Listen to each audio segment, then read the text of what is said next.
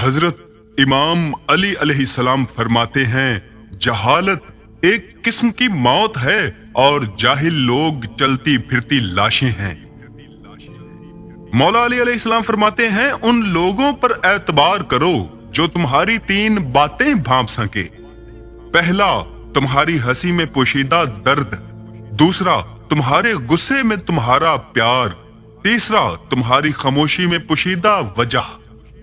मौला अली अलैहिस्सलाम फरमाते हैं, ये दुनिया तुम्हें अपने झूठे खेल तमाशों के जरिए धोखे में न डाल दे, क्योंकि खेल तमाशा तो खत्म हो जाता है, लेकिन इससे हासिल होने वाले गुनाहों का सिलसिला कायम रहता है।